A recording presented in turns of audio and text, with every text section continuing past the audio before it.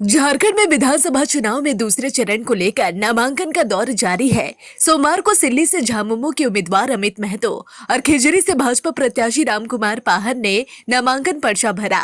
इस दौरान दोनों प्रत्याशियों ने अपनी अपनी जीत का दावा किया है। नामांकन के पूर्व बड़ी संख्या में समर्थक भी ढोल नगाड़े के साथ पैदल मार्च करते हुए निर्वाची पदाधिकारी के कार्यालय के बाहर तक पहुंचे। इस दौरान समर्थकों ने जमकर नारेबाजी की।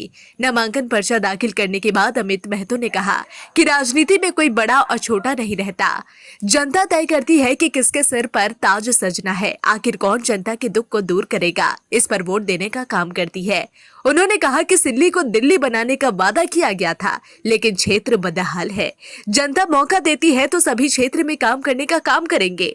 उन्होंने कहा कि क्षेत्र में रोजगार, पलायन, शिक्षा समेत कई मुद्दे हैं। इसे लेकर जनता के बीच जाएंगे।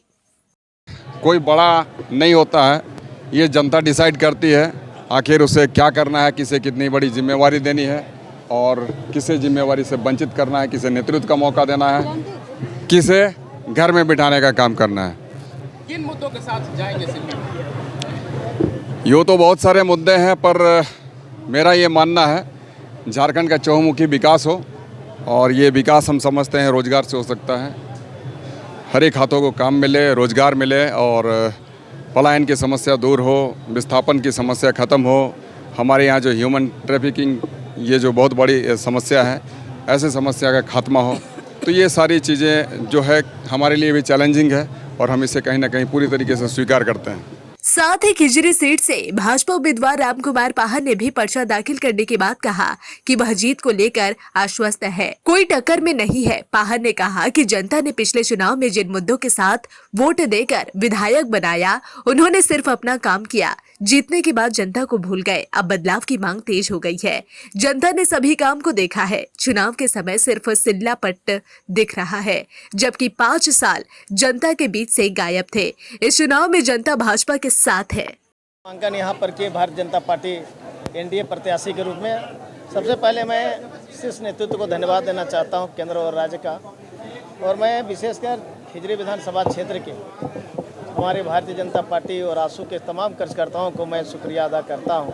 तहे दिल से, हृदय से उन लोगों को धन्यवाद देना चाहता हूँ। मैं आज जिस तरह से कार्यकर्ताओं में उमंग और उत्साह देखा, इससे साफ जाहिर होता है कि 5 साल के दरमियान में वहाँ के जो विधायक थे, उन्होंने विकास का कोई काम नहीं किया।